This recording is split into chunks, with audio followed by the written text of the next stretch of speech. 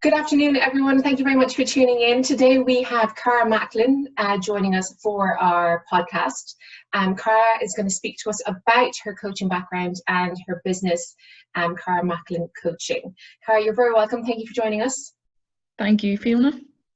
Cara, can you tell me, let's start at the very beginning, because I'm really interested to hear about your background and what journey exactly you've been on to bring you to where you are today. Okay, so I grew up in a family business, so I'm second generation, and that was in hospitality and healthcare. My entrepreneurial streak has always been there, I suppose. I had my first business at 15.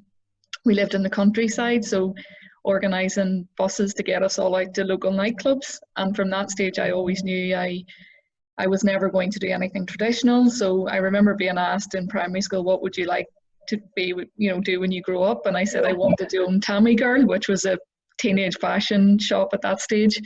Probably not what rural Northern Ireland 8-year-old normally says. And then I went on, did a business degree and went into the family business. I worked, in Marks and Spencer's first in London, in their food trend studio, and then came back. And in the business, I was there for 15 years. And during that stage, we grew the business from 200 employees and 3 businesses to over 700 employees and 7 businesses.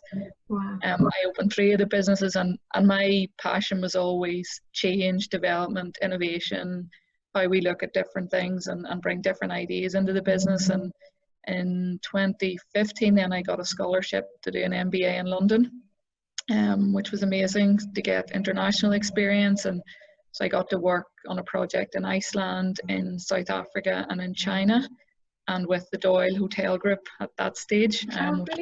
Brilliant. An amazing group. They were brilliant. And then I came back after that with the idea of I really wanted to disrupt the elderly healthcare market. I had an idea of building a project very much around social care and social interaction rather than just medical care. So I created a concept which we opened, which in the care home we have a cafe, a cinema, a pub, a spa, a hairdresser. Oh, wow.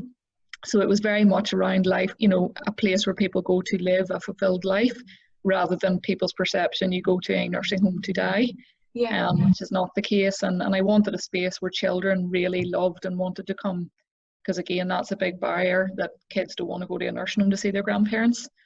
And whilst I was doing that, I also trained professionally as a coach.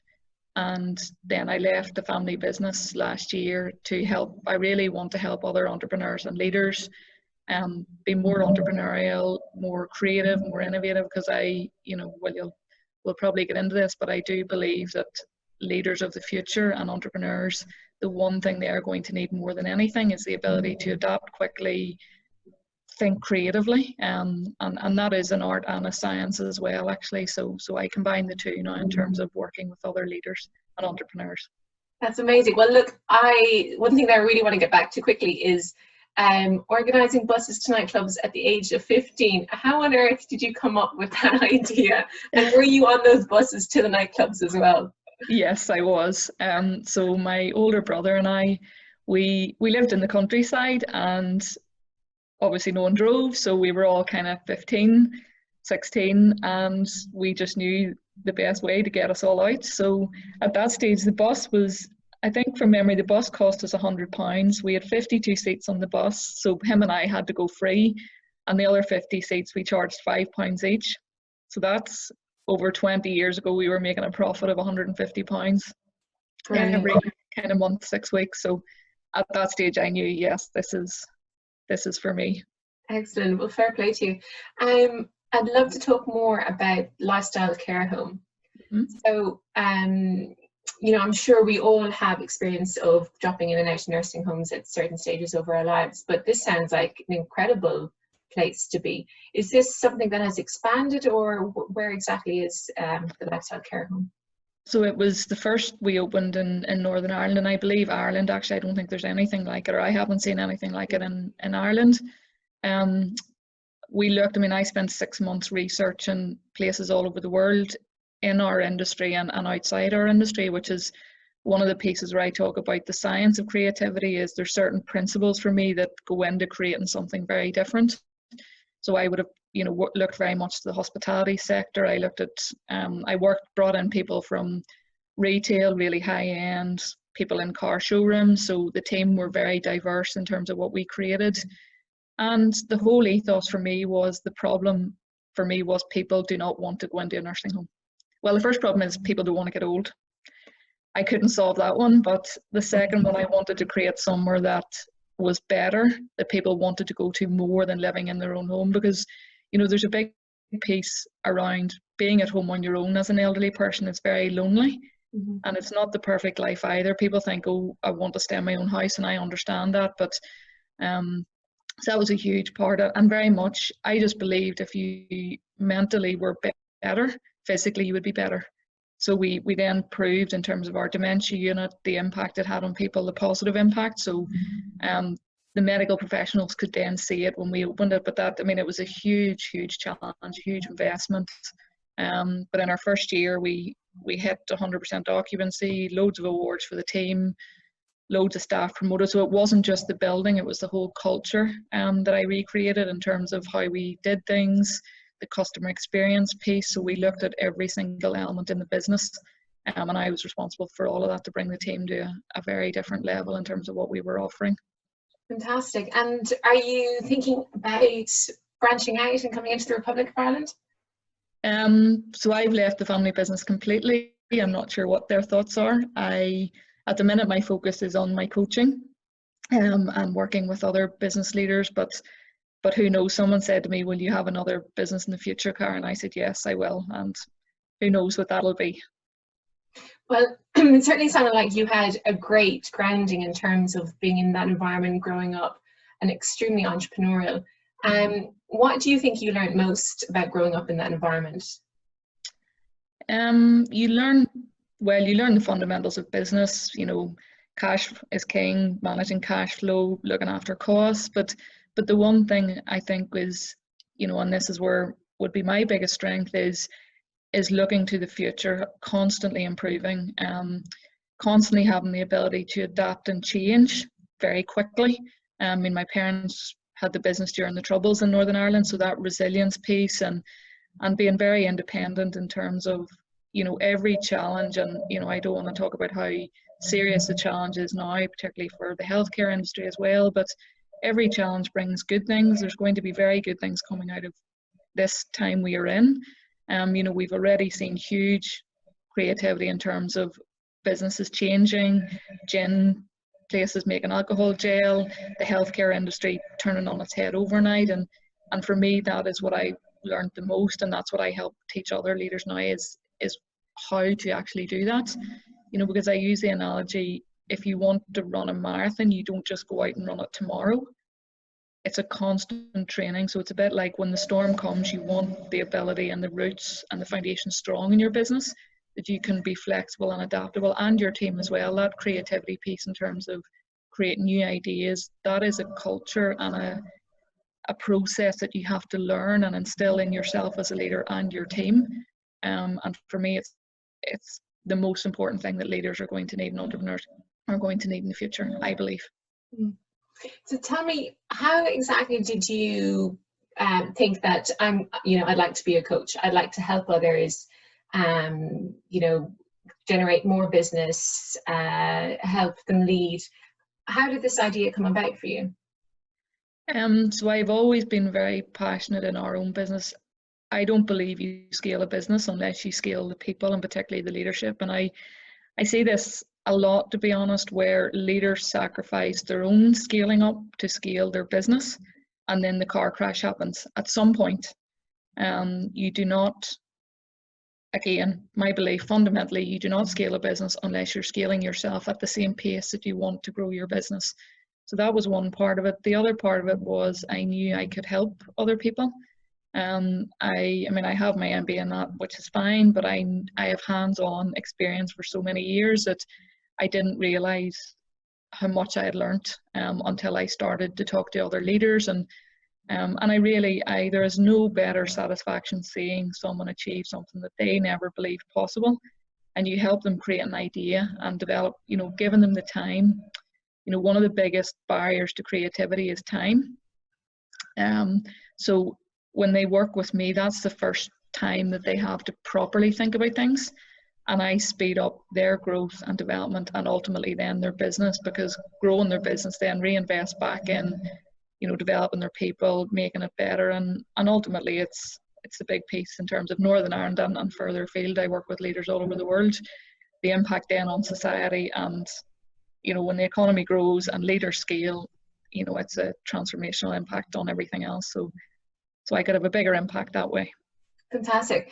Can you tell us about some of the clients that you have worked with? Just an example of some of the stories and how you have helped them succeed. Sure. So one client is a partner in an accountancy firm, just had become a partner, and very much wanted to move from day-to-day running of the business to much more strategic leadership. Now any of that takes a mind shift change first. You know, everything starts in your mind, new ideas. So we work together in terms of what would the new role look like and what way did she want to shape the future of the business. So there's a technique I use, visualization. It's an NLP technique. And you visualize very much with the client what the future looks like, because until you visualize it, until they feel it, that is the strongest way to pull them forward. So that has been really successful, and actually that person messaged me last week and said their business is continuing as normal, their clients are growing, and it would never have happened without doing the coaching work with me last year. So actually the foundation last year, going through the challenge now, albeit yes, the mechanics initially of setting up a new people working from home, but after that she has had no big challenge, to be honest, going through what we're going through at the minute. Very good. You mentioned the word visualization. It just brought me back to our Keith Barry event. So yeah. Keith is a big believer in everything visualizing. 100%. Yeah. So are these the kind of things that you work with your clients with to help them develop their skills? Can you talk a little bit more about that? Yeah, there's a huge variety of things I work with. I suppose the first thing, you know, the first thing has to start with creativity and imagination. So there we use visualization or circle of excellence, which is taking them back to a time where they've done it before. People have huge resources inside of them that they don't realize.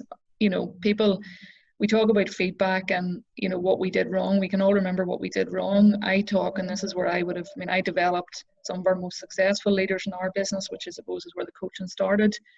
And I talk about performance from positivity. So that is, you know, what have you done well in the past, and understand how you did it well, because you want to repeat that again.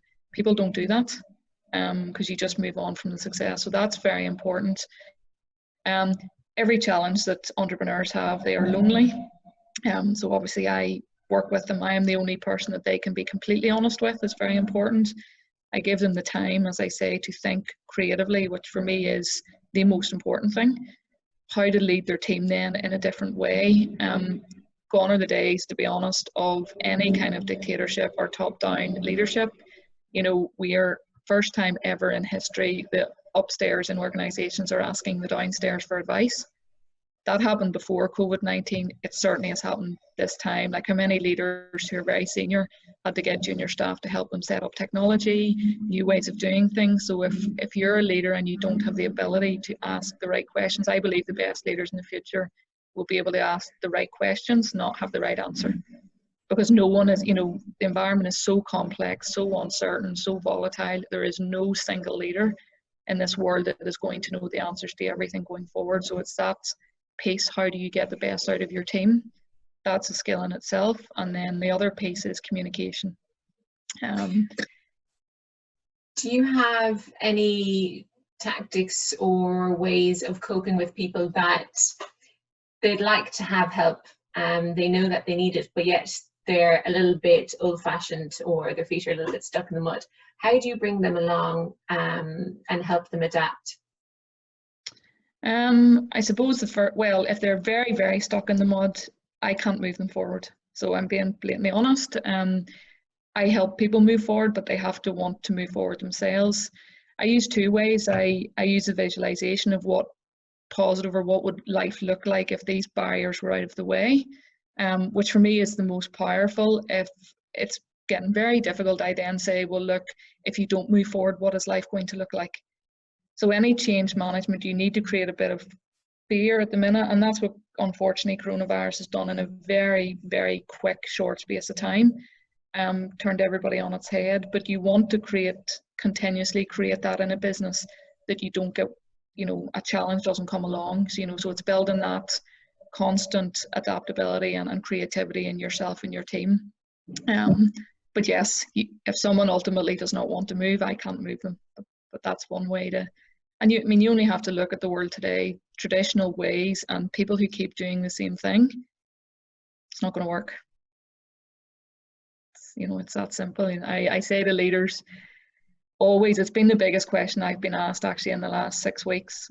What is going to be the biggest change? I said I can't predict what is going to be the biggest change. I have ideas and I can see certain things, but one thing I am certain is the speed we are going at and the change, the way things are happening, that is not going away. I said recently, we're not even out of Brexit yet, and we're straight into this. We're back into Brexit when this is all over.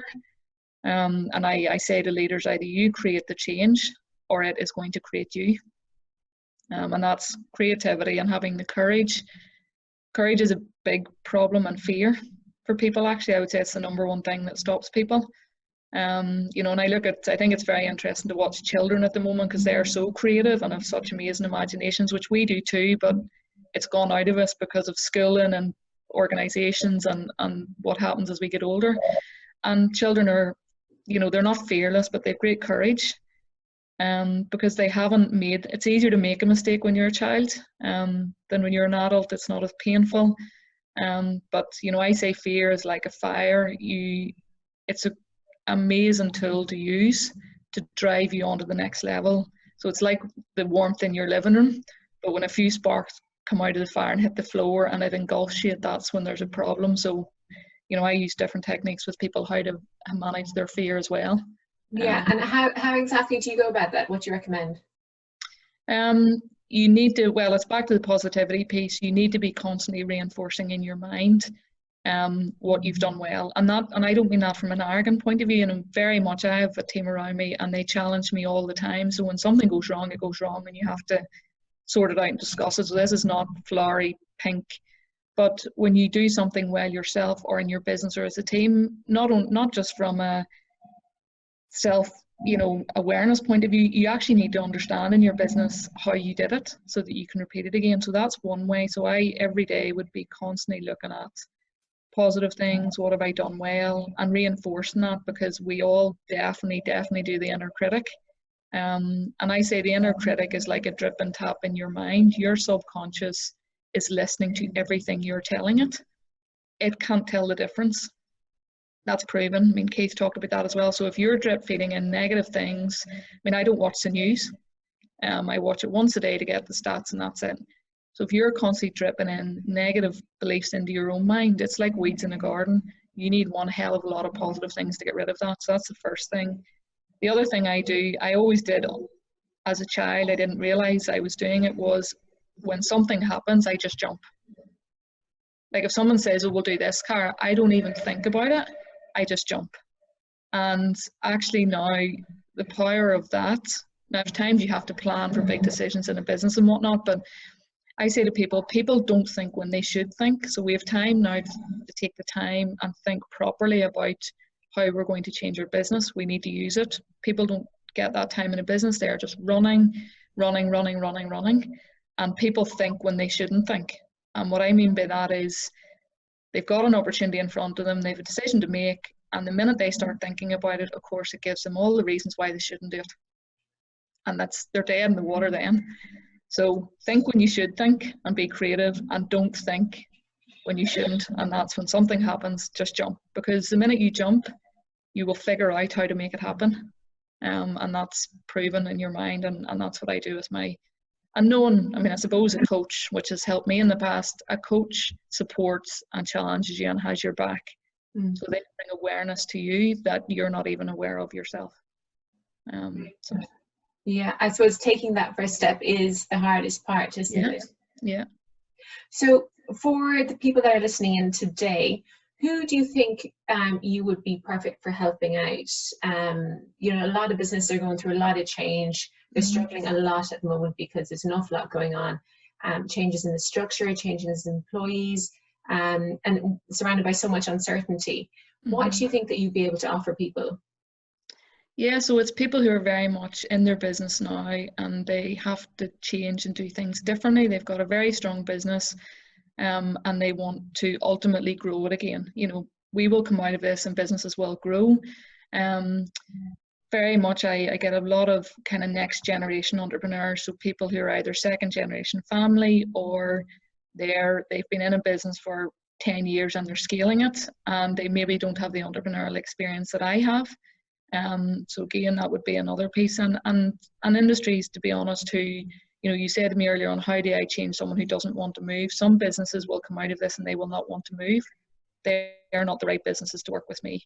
It's businesses who want to learn how to be creative and how to help their team be creative, and then how they build that courage and, I suppose, risk taking in a safe way into their teams, and that flexibility and adaptability. But it's the leader first who wants to change, and they have to.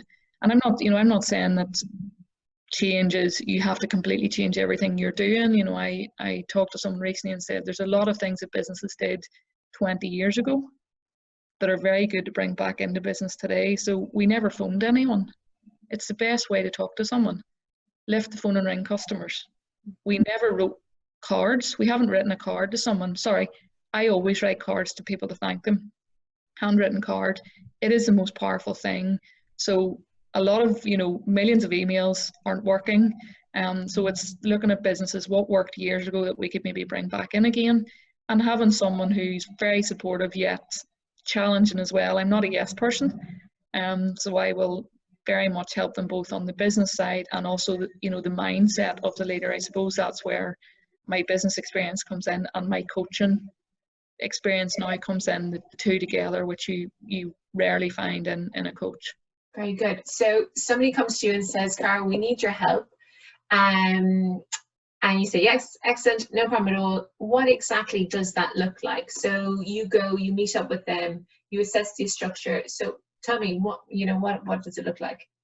So every client is different, to be honest. I very much start with what is the challenge and problem they are facing at the minute, and I'll build out of the tools and what the experience I have around what they need.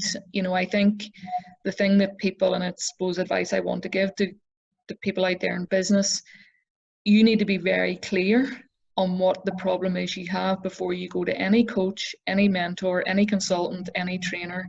And the coach or whoever you're going to should be spending a lot of time at the beginning with you to figure out what the problem is. And I see this all the time. I think it's actually one of the biggest problems in this field, where people get a bad name because at the end of a job people say, oh well, the coach didn't do what I expected. The beginning is absolutely crucial for everyone.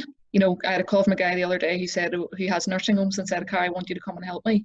And I said, well, what do you want me to help you with? And he said, well, I'm not really sure, but we'll figure it out as we go along. And I said, no, we won't. I said, you need to come to me, because unless I knew I was absolutely the best person to solve your problem, I would be recommending someone else. Because I know how hard it is in business to make money. And it's an investment you need to be making. It's not a cost. A coach, a mentor is most definitely an investment. And I invested in it the whole way through my career, but it's only an investment if you get the right person. And my main work is working with owners or very senior leaders, the person who is driving the business forward. A lot of it is working with them in terms of their own leadership first, because in order for the business to change, it has to start with them. And then now there's people you can bring in who do more operational stuff. I have done all that and can do it, but it's not where my expertise lie anymore. And then it's looking at, okay, what are the new ideas? And it can be very much, I work with some people every week. I work with people once a month. I block book time with them, and then they have access to me outside of that. Other people just want to pay me for the time, and that's it. So it's very much depending on what the person needs. But yeah, the most amount of my work, I would say 95% of it is with the owner or the very senior leader in the business. Brilliant, that's great. So if anybody's interested in availing of your services, it's just... Of course, my website is just my name, caramacklin.com. You can reach me on LinkedIn. My email is just hello@caramacklin.com. So, you know, I genuinely love helping people and moving them forward. It is the most amazing feeling when you see leaders, and it was with my team as well, you know, transforming and doing something they never believed. And I really want to help people. You know, for me, business drives jobs, it drives the economy, it drives everything, our healthcare, society, and I want to help entrepreneurs and people who want to push boundaries and do things differently come out of this with a good foundation to bounce off and be even stronger in the future. Fantastic, that's great. Well, look, anybody out there that would love to have a chat with Cara and find out about how exactly she can help you, but make sure you know what you need your help with. Or well, they can call me and our initial discussion is what they need the help for. That's always the beginning of the process. So okay, don't worry, everyone's mind will be loads of things going on at the minute. So brilliant. Well, I'm sure there's a lot of people out there, Cara, that could definitely do with your service and your level of expertise. It would be great to have you on site. Well, Cara, look, thank you so much. Thank you, Fiona. Really enjoyed our chat, and it was fantastic getting to know you and more about who you are and your background. Thank you so much. Well, take care and we'll speak soon. All right. Take Bye. care.